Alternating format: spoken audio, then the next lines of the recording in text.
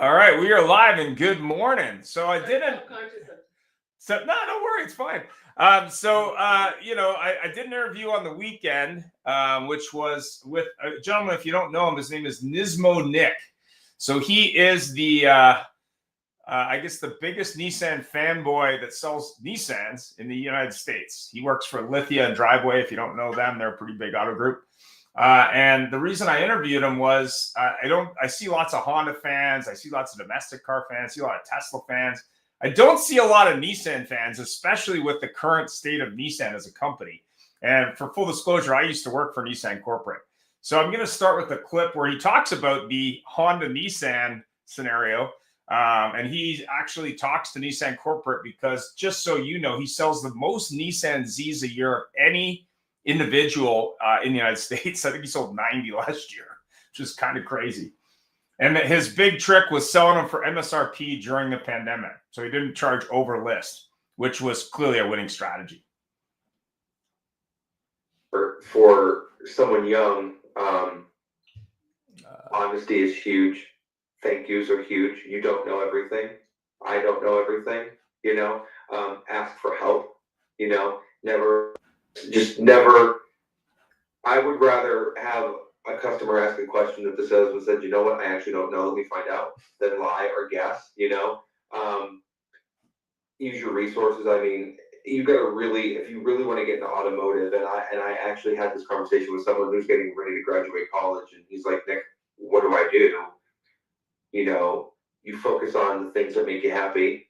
You focus on the things that excite you. I don't work. I don't feel like I work. I come to a building where I talk about things that I love all day. I leave, I drive the things that I love, and then I go show them on the weekends. It's like my whole life is just one big fun thing. And so when you're able to have that in a career path, whether you're a chef or a dentist or in the auto industry, you'll be very successful. The auto industry, as you and I know, is very difficult. It's very difficult. I'm gonna listen. The U.S. car market is struggling. Nissan is where it is, and we have it just a little bit worse than most people. I'm just gonna say that, but that makes me, super optimistic. I was at headquarters, and a lot of the people were saying, "Hey, Nick, like, how are you always so positive about Nissan?" I'm like, because A, look at the history. Yeah. B, my favorite thing about the company right now, and this might be controversial, but it's my favorite thing, is that we're here. We're low. I love it. You know why? Because all we can do is go up. We are at the bottom, and people are going to count us out, and they're trying to, and every day there's another article, and I love it. I love it all because when we come back, and we are, and there are many fun things coming, when we come back as a company and it turns into people want to buy Nissans again, that's where I'm going to be like, see, it wasn't so bad. I mean, it's not fun being low, but it's so exciting because I know that the next few steps are going to be so much fun for the company, and I just look forward to it. So, Nissan's been there before, so it's not the first time. This is not the first time. What's your thought on Honda and Nissan? What's your thought on Musk and Nissan, which seems to be the latest thing? Like, what's your thought about those two companies if they were to get together? Like, do you think the synergy between Honda and Nissan is similar? I mean, what do you think? From what I understand, and I won't make this. Actually, I can make it factual. There was a statement issued. The Honda Nissan thing's over. That has been announced that was not going to be pursued. And from what I understand, and I'll cautiously state this because I think this is kind of what it was, is Honda kind of wanted to make Nissan like a secondary company, like if all else fails, just shut Nissan down and we'll be fine, and I don't think Nissan was really about that. The whole Tesla thing, here's my take. I would have loved the Honda thing because I would have loved the platform sharing availability. I would have loved having an expansion of models and an expansion of powertrains. That would have been great because we could benefit from that. We need money. We need product, but we don't just need product that's just like, oh, look, it's a new Sentra that's been redone again. It's like, no, this is. So that's a segment of the interview. You can watch the whole interview. It is up now on audio and video platforms. He sells lots of Nissans, but more importantly, he loves what he does. And I think that that's the secret to success in anything that you do. In preparation for the show today, good morning, I did some surveys on EVs. I did two different ones. The first one is what type of engine will be in your next car? EV was 9%, hybrid was 28%, ICE was 61%, and not sure, tariffs scare me, was 2%. There's a lot of challenges with EVs. What is the opportunity was the other one I did, because there's been a lot of focus on used EVs. Buy them cheap, used or new, is 5%. Cheap leases, 30%. Hybrid, hydrogen, 5%. And none of the above, ICE is best, shockingly 60%. So that was kind of interesting. These surveys still have a day left on them, so if you want to vote, happy to do it. But anyway, let's get into the show. Here we go. Woo! And good morning. And he has some really interesting opinions because he's actually driven a couple Nissan electric cars, including the Area. So he has some opinions on those as well.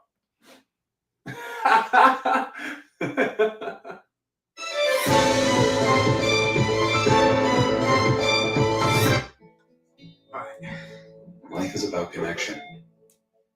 Having a support system to lean on. And roads to endless possibility.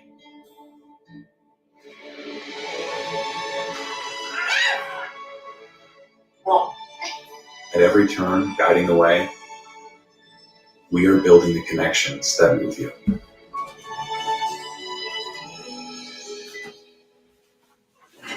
One of the really nice things about Larry, one of the reasons that we brought him to our dealership, is he's still very much aligned with our core values. So with our brand, which is thoughtful and professional service.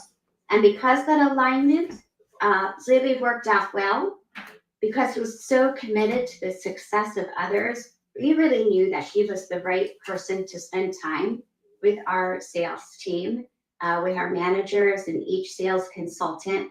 And we're just really thrilled to have a partnership with him. And so we thank him. How do you adventure? Is it fast? Is it free? Is it clear? Is it rugged? Is it remote? For your next adventure, trust MotoClose for buying, selling, trading, and protecting all of your motorized assets. Powered by Disclose Dealership Management Dashboard, your all-in-one DMS, CRM, menu, lead gen, inventory, staff, client, and deal management solution. Disclose DMD, like a DMS, only better.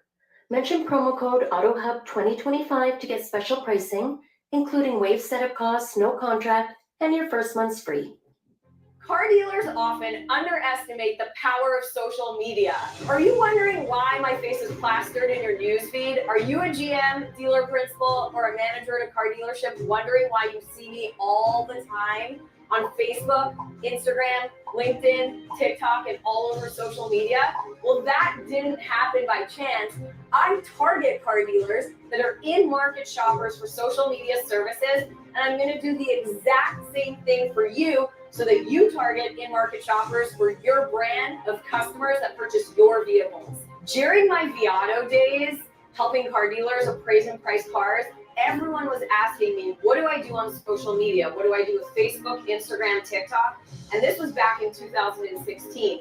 So here we are 10 years later. I started a company, became an entrepreneur, and now I help car dealers. They either outsource their social media needs to us, or we have a training and education center where we can teach all of your employees how to do social media in-house. 90% of consumers actually follow a business on Instagram. The average adult sits on TikTok for 2 hours a day in the rabbit hole. To learn more information about it or to get a demo from one of my sales associates, click the link below. We would absolutely love to help you. Good morning. So we have a mixed bag of guests as always. And Brett was on first. So I know we were talking a little bit earlier about the used car game and the electric game, and I guess some thoughts about different heads of different companies, not to mention anybody. Tell me more about yourself, Brett. What's going on in the EV side, since you're really the expert, and what your thoughts are on EVs as we see a shift globally, and I guess North America wide, in reference to tariffs and rebates, I guess. I mean, you're more in it than I am, but go ahead. Well, that's a huge question. Good morning. Yeah. Yeah, as some of you watching may know, I helped to set up the remarketing and used car division at Tesla between 2015 and 2019.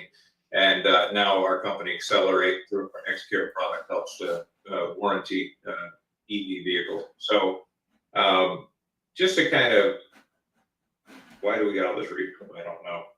Anyways, yeah, so there has been a shift, I guess, toward hybrid vehicles is what I'm seeing mostly. I'm seeing a lot of people that are considering making the EV shift, but they're doing it in an incremental manner, you know, going into a hybrid first to get over range anxiety, charging anxiety, whatever you want to call it, and then kind of make a shift into pure EV. And I just read a survey this morning, actually, that 94% of people who currently own an EV will likely buy another EV as their next vehicle. So the loyalty to the technology is very, very strong. The brand loyalty of Tesla has been damaged recently by different things that our illustrious president and Elon have been doing down here. But at the end of the day, I like to see that the loyalty to the technology is strong. Right. I think it's the future of automotive, and just to make, you know, just seeing that transition to electrification is continuing strong is very heartening to me. So when obviously someone's looking at, say, a PHEV, they're looking at an electric car, they're looking at a hybrid car. I mean, does XCare offer protection on those batteries as well as just a straight electric car? Just straight electric. That's it. But frankly, you know, if people making the transition toward full electric, it's just a matter of time. A hybrid car is just a gateway drug for most people. Now, for some people, it's a necessity. They don't have decent public charging near them, and you know, needing to fuel with gasoline is still very real for a lot of people in a lot of areas. Right.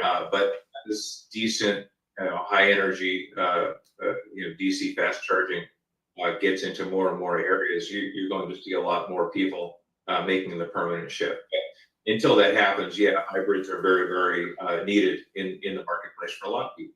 Yeah, I mean, Brandy, I believe, drives an electric car, so she would be versed to talk about that since her experience. She lives in a cold climate, so she would probably have some thoughts on that as well. So, Brandy, go ahead and introduce yourself. Tell us more about electric cars and what you think your thoughts are owning one, actually. You bet. So thank you for having me. Great to be here. Great insight, Brent. Thank you for sharing that. I am curious more as to the warranty for EVs. That's brilliant. The weather, yes, it definitely does have a huge impact. You'd be lying otherwise. I think what's so interesting is that people like I wouldn't own an EV if we did not have a charger at home. We have a level 2, so we installed that when we bought it. And I feel like, you know, everybody always focuses, for me, the one thing they always say is like, well, my friend had to stop one time on the way to Calgary, and, you know, he had to charge for 40 minutes. And I'm like, okay, so how much do you charge, or how much do you fuel up every week? How long does it take you every week? Because while you're doing that every week, I have my car in my garage being plugged in. So it's such a flip side, right, to what you give up. But I would never have it if we only had the one vehicle. That was a big factor for us as well. Having more than one vehicle, we have 3 vehicles in our household. So for me to go for a full electric, I do have a Mustang Mach-E. So to go for a full electric was, I don't know, I would have had range anxiety had we didn't have just those other options. Have I ever been worried? Has it ever not fully been charged? Never. But it's just knowing that, and that was kind of our ease into it, where some people might go to a hybrid. We knew that, hey, you always got a getaway. We got the big diesel truck, so we're not.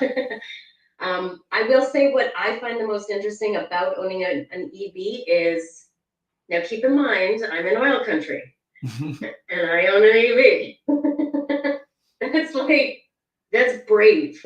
It's very brave. It is. I'll be honest. I've been, I had a guy roll down his window and point at me and spit at the car. So I assume it's because of the EV. It is a very interesting take with people, and they get a little bit debative. And I do believe that because the government has imposed so many things, and so many, so many deadlines and so many unrealistic expectations, it's hindered everybody's thought of even considering it. And for me, that, like, I'm brave. I'm always going to be the fish that turns the other way. I'm okay to swim in those uncharted waters, but owning an EV in Edmonton especially is not for the weak, for sure. You mean there's a little bit of hatred because it's not gasoline? I get it. Not only a little bit. I always have to be like, I want to get a bumper sticker that says my other vehicle is a diesel. You know what I mean? Like an F-350, That's awesome. Just so that people kind of go, oh, okay, we'll let her off the hook this one time. Well, that's it. Yes, I'm a tree hugger. I'm not going to lie. I do love the environment. It's not about that, though. For me, it's about acceleration from here to there in a second. If I want to merge, I have merged like I've never merged before. Going out of my cul-de-sac, which usually takes me 10 minutes, I'm like, I want to be there. I'm there in a second. And so I have no hesitation in the type of drive, and I have no hesitation in the vehicle. And that is a different experience altogether that I wish people would just be open to experiencing. Well, it's funny you bring that up. I used to live in Vancouver, and at the time I drove a Honda Insight Hybrid, the first generation, which was rated at 84 miles per British gallon at the time. It was the most efficient car I think ever produced. And there was a big protest going on in downtown Vancouver, shockingly, about, I think, climate change. So I'm driving around in this car, which is like more efficient than a motorcycle. And the protesters were confused as to what to do, because I had a license plate that said 84 miles per gallon, which used to irritate the Prius people in my neighborhood. And that's why I got it. But what was funny about it was they were like, should we let him through or should we not? And it was kind of hilarious because it was like, the car was kind of a clown car, but it was funny. I got it for that reason, because it was so weird that people would look at it because it was bizarre. So Larry, we know you're a big electric car teacher, right? You teach electric car stuff, right? You're still muted. You'll get it eventually. It's not his first Zoom call. You're muted, Larry. Larry, you're still muted. Well, while he's figuring that out, let's go to the next question. Obviously, tax breaks are ending, or it looks like they're ending. I hear California is going to continue. I hear Gavin Newsom has a new podcast too, I hear. So that was kind of interesting. But I'm unmuted. Oh, you are? Okay. I hear you're the expert on EVs and you train people on them. So what's your opinion on EVs? And are you buying one next time? What's your opinion? The answer is no. Okay. What I teach is American history, and in America we have the freedom to choose. You have that in Canada unless you're a trucker, but that's a whole different story, Brandy. I think EVs, if you like them and you want to drive them, God bless you. But the mistake that we made in our country was they tried to force everybody to do it. That didn't work with prohibition in the 20s. It doesn't work now. I think when you see the incentives fall off, you'll see a little bit of a shakeup. But guess what? The people that really love these cars, they love them. So they weren't tied in so much to the incentives. They were tied in the fact that they like the not using gas. They like how fast it is, and they like the whole Elon Musk high tech stuff. So truthfully, I think it'll remain as a niche car, right? I mean, listen, Ferrari is making unbelievable profits. I don't see a whole lot of Ferraris in my neighborhood, but the people that have them and want them are sold on. Yeah. So I think it's the same kind of concept. You can't, nor would you ever want to stop anybody from buying an electric car. It just didn't make a damn bit of sense to say everybody has to drive one. And with the lead state, Brandy, I don't know if you know this, but our lead state where the most are sold is California. and they constantly have brownouts because they can't handle the electrical needs we have now. So if you put everybody in, you just have a big state where you couldn't see anything, which with Gavin Newsom might be a plus. Interesting. So, Brandy, I mean, obviously you're looking at tax breaks. You work with car dealers a lot. Do you think the tax breaks were the reason people bought? I mean, what's your opinion? Did you buy because of a tax break? Absolutely. I do think that impacted, and I do think we're going to see some fall off. I think, and I completely agree with Brent, the whole push is going to go towards hybrids, PHEV, anything like that, where it's not fully going, but it's enough to feel like you're doing something. Right. Well, and I'm going to piggyback on that, Randy. Most of these hybrid vehicles now are plug-in hybrid vehicles. And so for the average Joe or Jane every day that drives 40 or 50 miles, most of them will drive on electric every day anyways, right? So I think getting over the hump of the range anxiety is a big thing with hybrid cars, but also for a lot of people, it's just gonna be the way that they end up, continuing on with just driving electric on most days, but having the flexibility of using gas for longer trips and not really wanting to stop on a longer journey to fuel for a long time. But frankly speaking, I like to say, a pea in a sandwich, I mean, gosh, you're there for 20 minutes or so, you walk over to the Potbelly and get yourself a sandwich and then go to the bathroom and grab a coffee at the Starbucks next door and get your ass back in your car and, you're on again. If you want to spend any more time literally sitting down in anything, you're just begging for blood clots, man. You don't want to sit on a plane for 4 or 5 hours at a time. You don't want to sit in a car for 4 or 5 hours at a time. Well, truly, and I have younger children. I have a 7 and a 10-year-old, so we are stopping regardless. So for us, it was like, okay, yeah, but that's always the number one debate, right? Is, oh wow, how often do you have to stop in your once a year trip to Calgary? Once. Just gonna tell you, I don't do that trip often, so I think I'm okay. In reference to the hybrids, Toyota's an unbelievably ahead of the curve car company. They just are.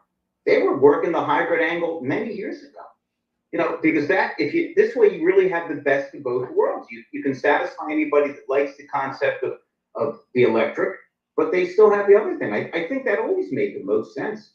Well, it's interesting you bring that up. A buddy of mine had an i3, which was the early BMW electric car, and you could get it with or without the little engine to charge it, I guess. I think that was the theory.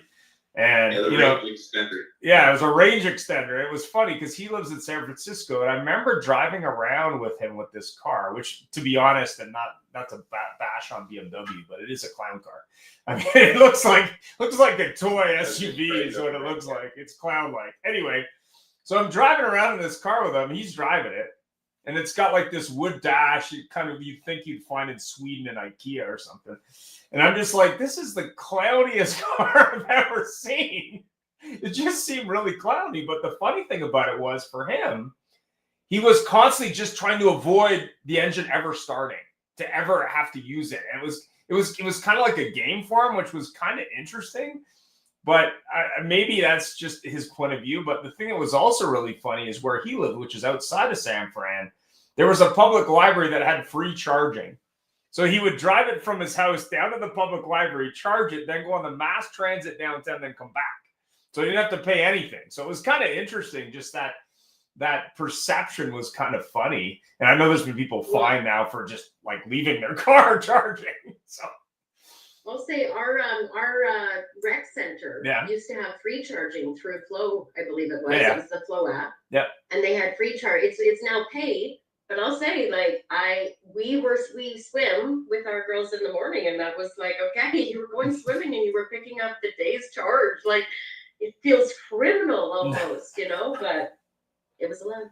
Yeah, I mean, go ahead, Chevy one time, and I had like an exactly 42-mile ride to work, and if I kept it at 65, I could make it all the way there and plug in the car there because I had a mobile charger.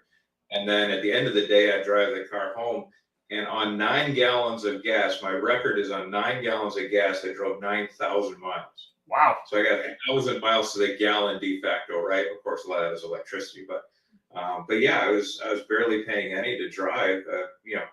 Comparably speaking, I mean, 9,000 miles, it's a lot of dough. But I hated when the motor came on. So when you said here your friend was trying to get that gas motor on, He was like nervous about it. It was hilarious. I hated it. I absolutely hated it. Yeah, but it was a long ass commute, and I enjoyed just plugging it in all day and going home on the battery as well. Well, he bought it initially for the HOV lane, and then it became a new problem. There was too many people with electric cars, so that was not an advantage anymore, which I thought was kind of funny. Your regular lanes are actually moving better. Yeah, that's what was going on, and I was like laughing. I was like, so you bought this car. It was hilarious. So, I mean, you look at used cars, and this is a market. I actually had a talk with Dave, I think last week about this, because he's convinced with tariffs that the used car price in Canada is going to drop because of the export. But when you look at used electric cars, I think those are probably the most value for your dollar. I mean, you look at a car that says 5 years old or even 3 years old that's a lease return. I mean, what's your opinion, Brent, as A, the dealer can sell it used and it's affordable, but B, I hear Volkswagen's going to have 120 grand. At least that's what they're saying new. So used, I think that's going to be a pretty good value. I mean, is that a good way to get into electric cars? Well, yeah, absolutely. I mean, I had a saying when I was in the car business, there's 2 years and 20,000 miles between a wise man and I mean, you might as well let somebody else, take it in the shorts for the depreciation. This coming from a guy that bought his Tesla new back in 22. Yeah. So, and me. But anyways, so at the end of the day, used cars are a great way for people to walk into the EV space. And that's why our company exists, right? I mean, we are the preeminent warranty for EVs. We're specific to EVs, and we help people make that transition. So yeah, you can get a $45,000-$50,000 car for 22, 23 grand, and toss a warranty on it and drive it for the next 6, 8, 10 years. God bless you. I mean, it's a wonderful way to get into the technology without the technology getting into your wallet, right? So what realistically can someone expect? I mean, obviously you cover the warranty, but what can they realistically expect as longevity for some of these cars? Like if someone bought it, say 2 years ago, like the battery packs are designed to last between 500,000 and 1 million miles. The drive motors are probably good for at least 200, 250,000 miles. So yeah, the technology is very, very robust. So if someone's buying, say, a used Mach-E to pick a car, and they bought it, 2 years after the person leased it or whatever, they could realistically get 8 to 10 years out of the car, and a warranty would be a smart move to cover. Very, that, right? very realistic. Yeah. The warranty is a smart move just because something is designed to last a long time doesn't necessarily mean it will. And so when these big components break, they can be financially devastating for some people. I mean, a battery pack is $14,000, $17,000, $20,000 for some of these cars. So yeah, having that additional protection on those components is crucial. But yeah, it's amazing technology. It's zero local air pollution. I mean, my wife and I go out on a totally freezing cold day here in Chicago, and the garage is closed. And I just turn on the car and get it heated up. I'm not going to kill my family. With an ice car, you heat up the car in a closed garage, and basically they find you in the spring. Yeah, there was all kinds of discussion about an actor who died last week about carbon monoxide. It's like, no, probably not. Anyway, go ahead, Larry. So basically what you're saying, Brent, is the car is fabulous except for the constant tire replacement. And if you are trying to kill your family, you have to find a different way because the carbon monoxide won't work. I will say this. No, I like that. That's good. Constant tire replacement is primarily because these cars are so damn fun to drive. I mean, literally, you put the go pedal down and you drive at the speed of thought. It is dizzying. It is very, very enticing to drive like that. I'm pretty chill. Every now and again, when I need to get out there, I get out there and I stomp on my Model Y performance, and 0 to 60 in 3.5 feels really good. But I should get 30, 35,000 miles out of my tires. And frankly, I didn't buy the car to care about the tires anyways. I'll just spend the money when I need to spend the money. But yeah, it is more frequent tire changing because you have a heavier car that's got a lot more torque that basically peels the tires out if you want to drive it that way. So it's kind of like that Porsche guy is not really driving like grandma. Is that what you're saying? Well, my 350Z used to go through rear tires too. So And there was that actual post. I'm not sure where the dealer is, but they were posting. They were trying to convince these Porsche guys to drive an electric Macan. It was kind of interesting, just because like I think that's a pretty dyed-in-the-wool gas group. But yeah, I mean, obviously that's another thing that people who aren't familiar with electric cars really don't get. I mean, I was driving. I think I test drove the Tesla first generation Roadster. The new one isn't out yet, obviously, a long time ago. And I think what really surprised me about it, other than I had trouble getting into it, but other than that, was it was just a very quick vehicle. And I think car enthusiasts, you know, and this is true with the new Dodge Charger electric or whatever they're doing, you know, that kind of irritates people because they're like, well, that's not really the same thing. And it isn't the same thing. And that's okay. I mean, we did a show with that. We had a young race car driver, and we talked to him a little bit about electric racing because he's in NASCAR and he's going to be in Indy. So he's raising money for that.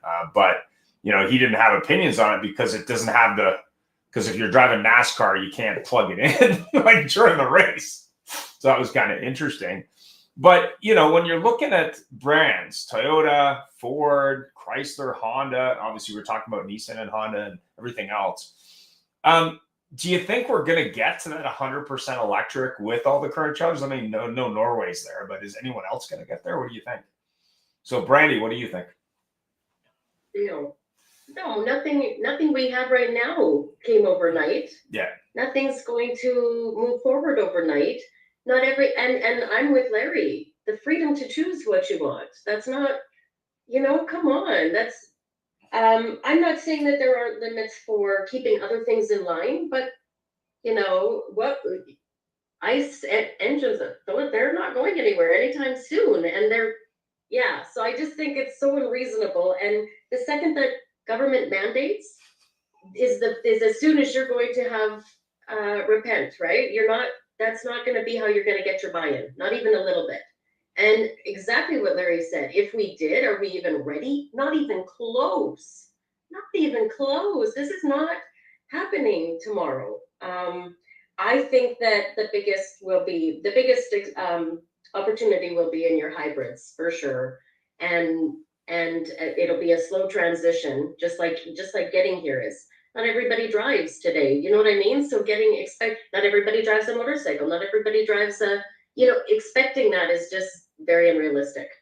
Well, and there's the reverse psychology of it too. You know, when daddy government tells you have to do something, your knee-jerk reaction is to say, no, I don't have to do that, right? I'm free. And so, yeah, having anything that smacks of a mandate or pressure, definitely get some pushback from the public, and rightly so. I mean, the government really shouldn't be that active in telling us what to do. By the same token, once you enter into this technology, I think for a lot of people, it's a permanent move. And I hope it becomes a permanent move for more and more people as we move forward. But yeah, I think it's going to start with cities just banning local air pollution type vehicles, right?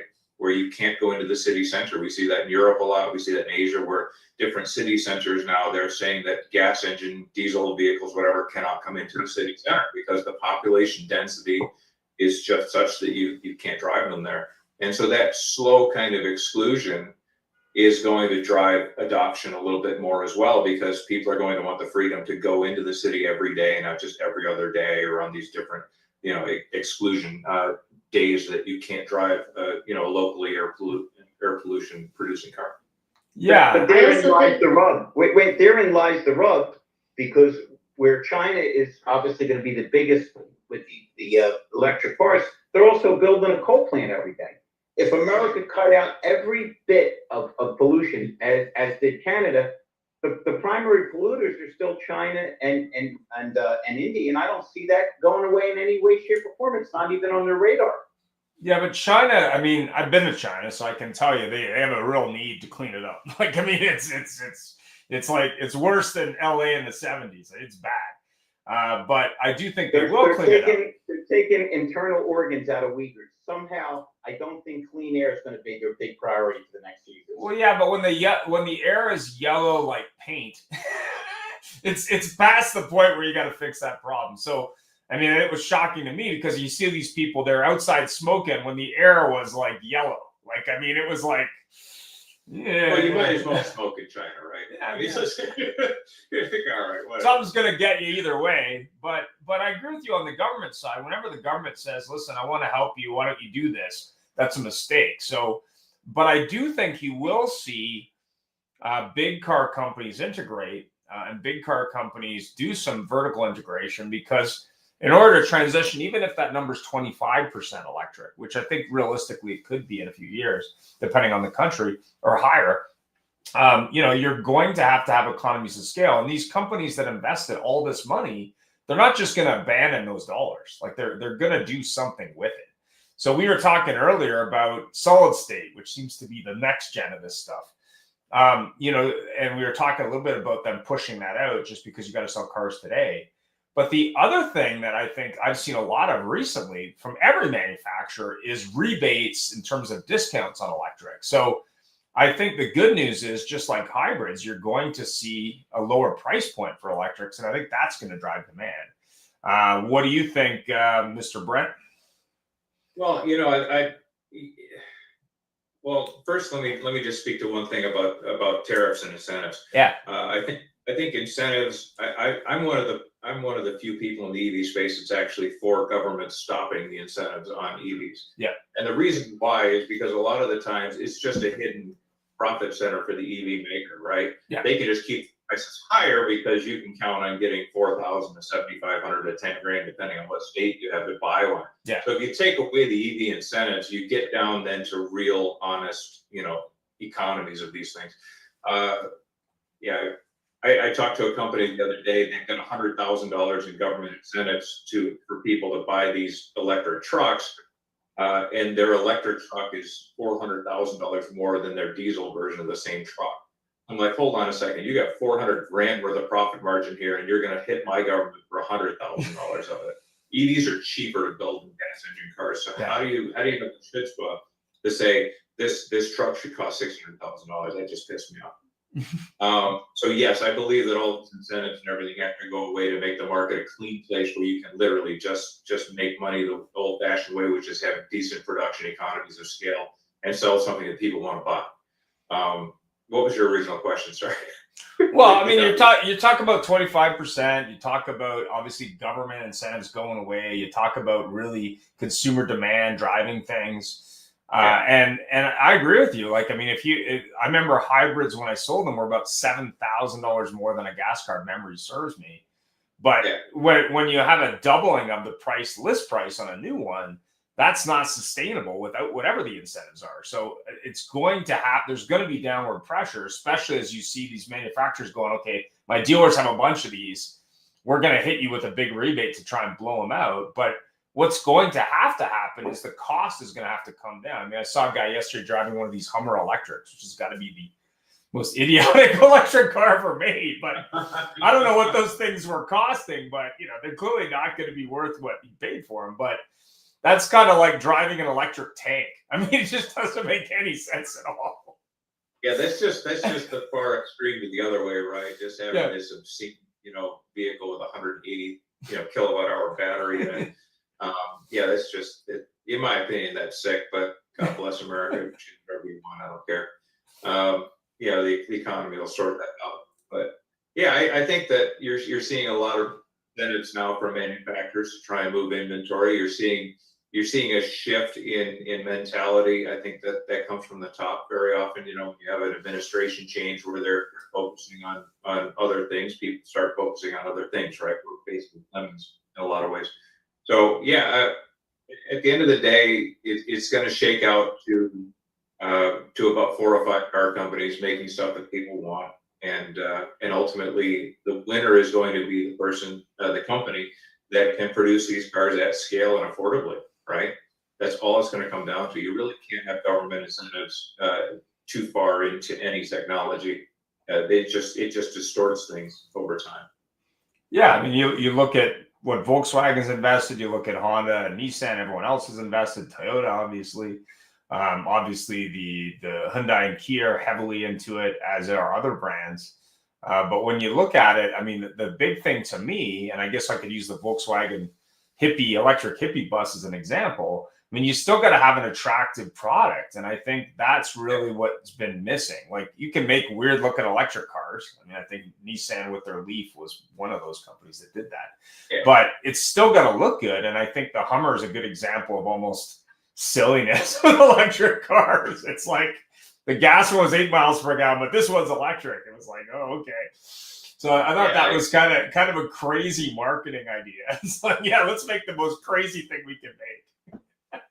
I don't quite get that car at all. But like I said, God bless them. If people want to buy them, they'll make them. If people don't want to buy them, they'll stop making them. And Hummer died once, and it can die twice. So So what's your thinking, Brandy? I mean, when you look at replacing the other 2 cars you have eventually, what are you looking at next? Like, what's your thought? Honestly, we'll always have a truck, and a big bad truck. It's not that, I will say. The couple shows ago, somebody brought up. I think I mentioned something about the ego of sound. That I'm okay without sound. Yeah. But what I failed to continue with is that I do love the rumble. Like, there's nothing better than that. You know what I mean? The rumble of the feeling of the vehicle working. I'm still old school that way, but I still am attached to that. They have kits. I also think they have kits. They have kits that can actually replicate the sound. There's a lot of people with sound, yes, but not the rumble. Not the actual feeling. It's probably a girl thing, I'm gonna tell you, but anyway.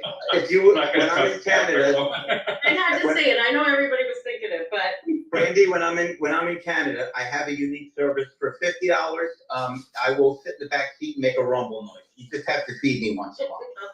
No, not noise, not noise. A rumble. But even beyond choice and beyond, this government infrastructure and support, there has to also be companies like Brent's that actually provide solutions to make this happen. Like I actually had a direct to warranty company in BC over a decade ago.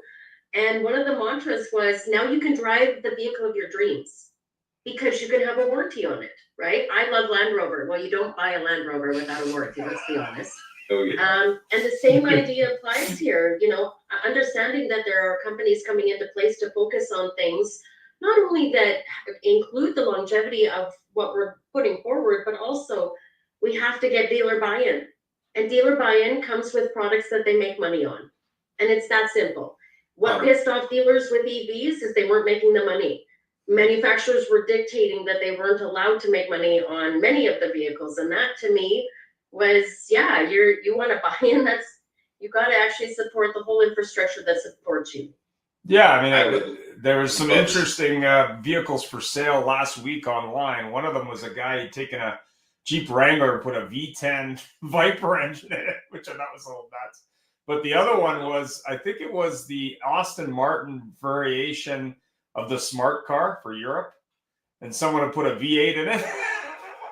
And it was like, that's a crazy idea. You have to sit on the roof. It was like a one-off crazy car someone had built. But we've had guests on the show before have done things with gas engines, but also when you look at electric, I mean, there's all kinds of opportunities, not only from a design perspective and a power perspective, but also from a footprint perspective. When you look at what you can do from a design perspective with this technology, because of how it has to be set up, it definitely gives you definitely different options.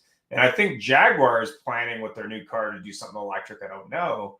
But when you look at EVs and you look at that target, say, of 25% and the longevity of gas cars today, just because people are owning them longer, maybe it makes sense to shorten up that gas car ownership and to buy a used EV that maybe has a 10-year lifespan left. I mean, have you had any discussions there with customers, Brent? Yeah, absolutely. I mean, folks like the idea of having a car that they have very little scheduled maintenance on as well.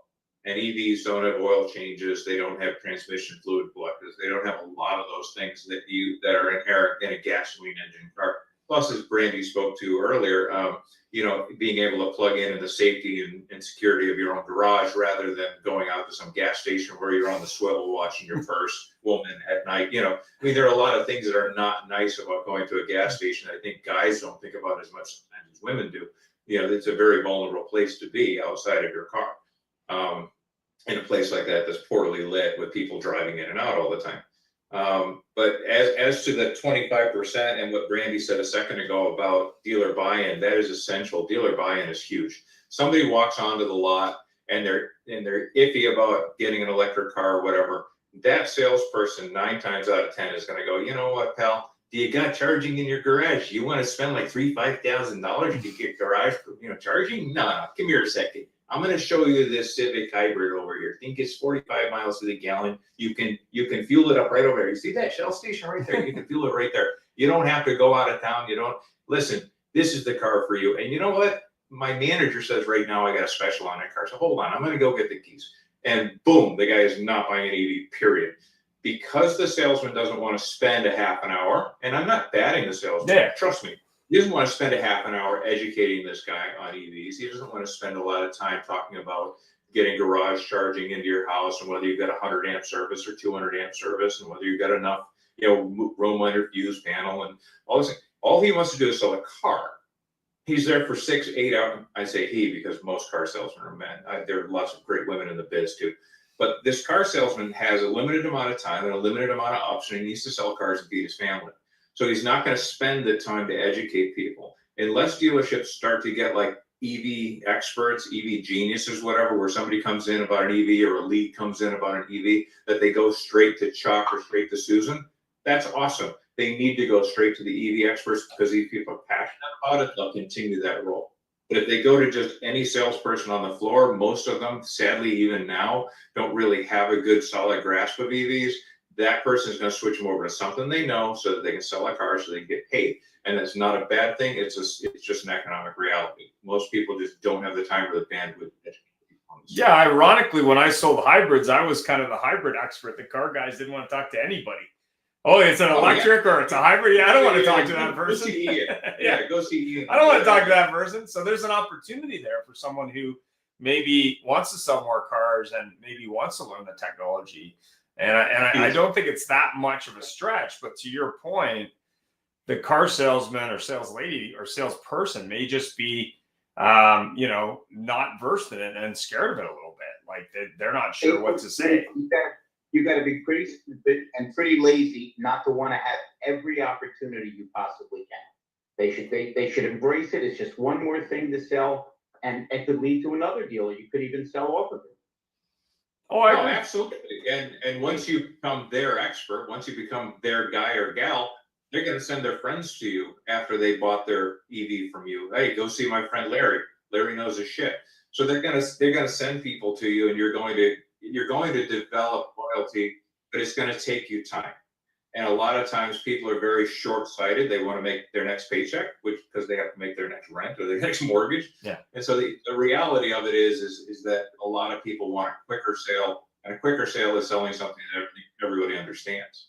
And so you need that extra. Yeah, we talk about that transition, right? That we all have to transition. We have to transition our house, but we do also have to transition the salesperson and even having the conversation. And for them, you're right, Brent, the easiest conversation is the hybrid. You're pleasing your customer, you're giving them something that they asked for, and still giving them something you're comfortable with, a much faster turnaround. So yeah, absolutely. There's so much more to that. Yeah, I mean, it took what, 10, 15 years to get the hybrid, at least people getting used to it. Like I was thinking back in 2000, it was a weird thing. Like people saw Prius, they're like, what is that? So I think it took 10 years. Horses in our cities. So. You had cab drivers buying them by the dozens, and that wasn't enough of a selling feature. Like all you had to do was say, check out who's the cabbie fleet is buying. And that should have been enough of a sales pitch to actually sell people on it. If they chose it as their choice, they'd have to say something. Yeah, I would think you're going to see that transition. I just don't think it's going to be as quickly as people think. So I think you're going to see it's probably going to take 10 years to get to that 50% tipping point in big cities initially. I mean, I don't know in the rural neighborhoods, but I think also it comes down to people just being open to it. When someone tries to dictate something doesn't work very well. But when you look at the technology in these cars today, especially with screens and everything else, actually the guy in my garage last night was changing his own oil on his Toyota truck because he took it to Jiffy Lube and they didn't do it properly. So he had to do it himself, which I thought was kind of funny. But yeah, I mean, when you look at the complexity of the vehicles today, even the gas vehicles, there's so much technology in them. So if you can simplify the engine piece and you can make less parts that need to be replaced, as the price point gets down more to earth, like it did with hybrids, I think you're going to see bigger adoption just naturally, because people are going to go, hey, I got to spend X on a car. I want to spend less. And I think that's the way to look at it. I mean, that's my opinion anyway. What do you think, Larry? You're scratching a bunch of stuff down. So what do you think, Brent? What do you think the tipping point's going to be? Well, you kind of touched on something. These cars are cheap to maintain, but expensive to fix. I tell people that all the time. And so electric vehicles, the beauty of them is that from a component perspective, from a like friction component perspective, EVs are very, very simple cars, right? They've got a lot of components in them, but there isn't a lot of like friction wear that you get with regular gas engine cars. Right? You don't have pistons, piston rings, valves, gears, all the rest of that stuff that literally just wears away at itself over time. So EVs are designed to last for a long, long time. So I think over time, we're going to see greater and greater adoption of these cars, just because, as more people are exposed to the technology and as more people get comfortable with it and as infrastructure builds out. Yeah, but 10 years for 50%, I think it's a little on the negative side. I'd say 10 years from now, we'll have about 70% adoption in most places. But I guess I think there's another interesting thing here, Brian. More and more and more dealers, I hope, are waking up to the fact that fixed operations is just about everything. The profits are more stable. It's the way you keep people into your system. And the interesting thing is with these cars, it's like the yin yang. From a consumer's point, it's great that you don't have to do much work. From a dealer's perspective, it's looking at a source of lost revenue. exactly. That's the bottom line. So listen, we've got Trump's only in for 4 years. Who knows who's going to be after him or what's going to happen? Because as we've seen, we're so polarized, probably in both our countries, that you're going to see dramatic shifts that I don't even think we thought of. I mean, listen, Brett, if I met you 35 years ago and you said, Larry, you seem pretty smart, which would be nice to have somebody say that to me, Brandy. You seem pretty all the time. What do you predict? Well, the Berlin Wall's coming down and we're going to have a black president. And a guy named Elon Musk is going to revolutionize cars, even though Tucker couldn't do it and Bricklin couldn't do it. You'd say, Larry, you're crazy. The Berlin Wall's never coming down. America's not at the point where they're going to elect a black president. And if Bricklin couldn't do it and Tucker couldn't do it, who are both very bright guys, nobody's going to do it. So, the weird thing, predicting next year's tricky. Predicting 10 years from now, man, you really have to be an optimist and prepared to be wrong, because, as my boy Ben Franklin said, when you're finished changing, you're finished. And I think we're going to see massive changes. Look at all the stuff around us, the technology, the AI stuff, that's coming on like wildfire. And all the different changes. And you've got Amazon, you can buy 100 Amazon. The hell's that going to mean? In 10 years, they've told all the dealers to put up $30 million buildings. And now they're telling, well, maybe you don't need a building. We'll just dial you in. So I think there's so many things ahead of us.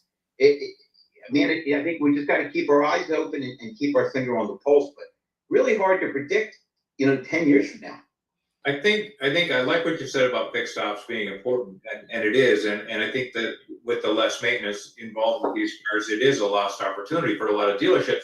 But it's also an opportunity for them to start building customer loyalty. It's an opportunity for them to start building loyalty into the service process and tire changes and rotations and aftermarket products and all kinds of other things. They could start building up a lot more customer loyalty if they started building a lot more into the service process and a lot more consultative process, a lot more connected process.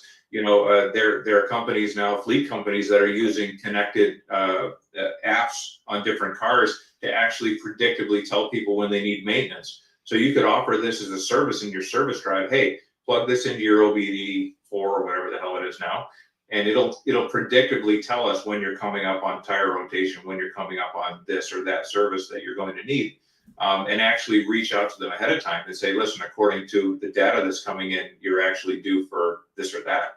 I think there are a lot of opportunities. Wherever there's one opportunity dropping off, there's another opportunity raising its head. You just have to be aware of it and start to work in that direction. Yeah, cars are going to need. You're Cars are 100% gonna need- right. Then the next thing is the dealers want customer loyalty, because almost every dealer I hear talk about their culture are completely ignorant of how their culture really works on a day-to-day basis. It's like when they tell you how great their website is, because they never go there and see all the broken links. Yeah. Well, exactly. And at the end of the day, we have to understand that change is inevitable. I love what Mark Twain said, people love progress, they just hate change. And the fact of the matter is you can't have change without progress. So we have to understand where the world's going. We have to start aiming ourselves towards that world. It's just that simple. And folks that aim toward the past will slowly die, and people that aim towards the future will grow and prosper. And that's going to be just figuring that out. Hey, Brent, This is some- that's not my favorite progress quote from Mark Twain. My favorite progress quote from him is the opposite of progress is Congress. Yeah, there you go. And we got a massive amount of comments. I got so engrossed in the conversation on this, of course. Nobody wants to be first from Phil Hughes. EVs release dangerous amounts of electromagnetic waves. I have no idea what that is from somebody. Oh, yeah. My EV's been frying my brain for 10 years. And then hybrids or plug-in hybrid. The plug-in variety is only efficient if you remember to change them, charge them. And then I had a really positive one. Yeah, your phone's only as good as remembering to charge. Wait, was that my husband? Was that my husband? Richard He P. does the charging in our household. Richard P. And then we have tested a used 130,000 kilometer Tesla, and the fuel efficiency is the same as a 10K mile equivalent. The total cost of running 130K mile vehicle is much cheaper than an ICE equivalent. Do that. And then I had a tire one. I'm still on my first set of tires after 30,000 miles. And then we've got our anti-electric guy, Larry. Ice baby. Yeah. Anyway, final thoughts. We're almost out of time. So Brandy, what's your final thought? Really, the only thing I want to actually close off is one thing with the whole Amazon coming direct to consumer, manufacturers putting their inventory there. That is actually one thing that I would have predicted to happen first if they were going to try for a different selling platform, that they would have first tried it with their EV vehicles. I think it's great that they went kind of on, Amazon, Hyundai is selling direct that way, but I thought if anything, EV sales would have transitioned over to a direct sale platform such as Amazon. So I'm a little bit surprised. That's all I want to close with. Larry, final thoughts? Yeah, I just want to say what a pleasure it was to see Brandy and Brent. Always good to see you, Ian.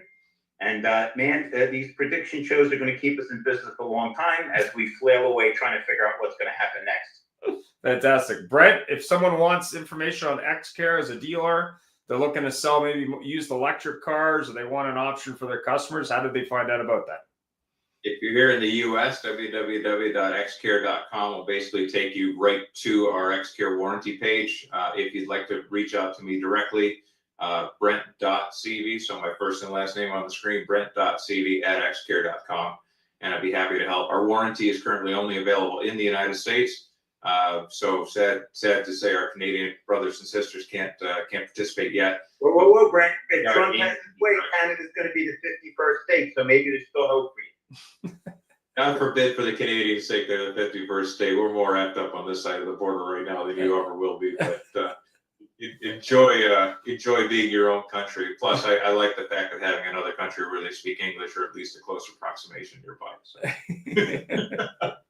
All right. Well, thanks very much for everything. And of course, if there's any questions, reach out to the show. We are doing a show next week on tires, and the Fixed Up show on Friday this week will be about how to recruit and attract and retain technicians in the service side of the house. So if you are looking for techs or need to get some tips, tune up for that show. It's every Friday at 5:30 East, and it's a live show like this one. Have yourself a great week. Thanks for watching. If you want the full interview with Mr. Nismo Nick, who's the, I guess, the fanboy Nissan salesman, you can check it out on the YouTube channel. It is up right now, wherever you get your podcasts or in video format.